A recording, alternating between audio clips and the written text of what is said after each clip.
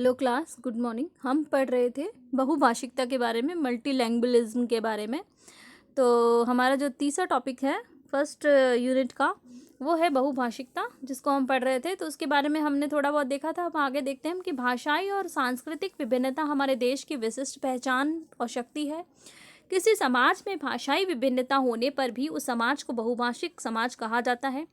अतः बहुभाषिकता और भाषाई विभिन्नता दोनों संप्रत्यय का एक ही वस्तु स्थिति को चित्रित करते हैं। जैसा कि आप जानते हैं कि विद्यालय समाज का ही लघु रूप होता है।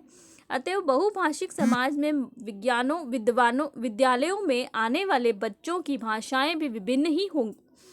यह सिर्फ बड़े बड़े शहरों की स्थिति ही नहीं है, अपितु छोटे छोटे गांवों में भी विभिन्न पृष्ठभूमि के बच्चे स्कूल में पहुंचते हैं।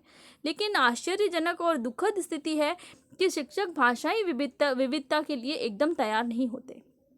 जबकि एडवर्ड के अनुसार सभी गुणवत्तापूर्ण शिक्षा को गुणात्मक शिक्षा या अच्छी शिक्षा कहलाने के योग्य है, वह बहु संस्कृति ही होती है। इस बात को समझाने के लिए आप अपने पूर्व अनुभवों का प्रयोग कर सकते हैं। आप अपने समुदाय विशेष की भाषा को समाज के अंदर रहते हुए आत्मसात कर ही लेते हैं।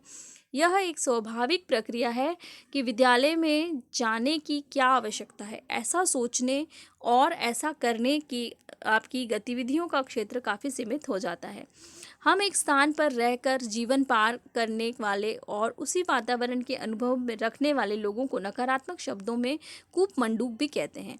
कूपमंडूक का अर्थ होता है कि ऐसा व्यक्ति जिसको किसी भी तरह की कोई जानकारी ना हो, अर्थात और वो किसी भी बात पर प्रतिक्रिया न करता हो, अर्थात अंतर सांस्कृतिक समझ नहीं कहीं न कहीं ज्ञान का प्रतीक है।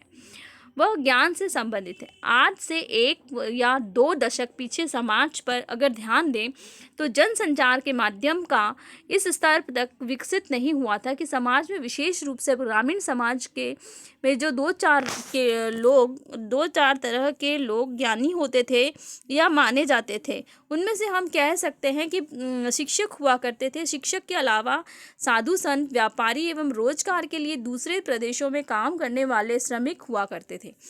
यह सभी व्यक्ति गतिशील थे और अंतर सांस्कृतिक एवं अंतर्देशीय समझ रखते थे।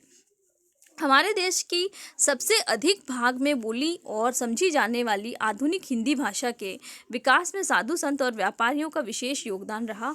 अंग्रेजी के विकास में भी व्यापारियों व ईसाई मिशनरियों का ऐतिहासिक योगदान है।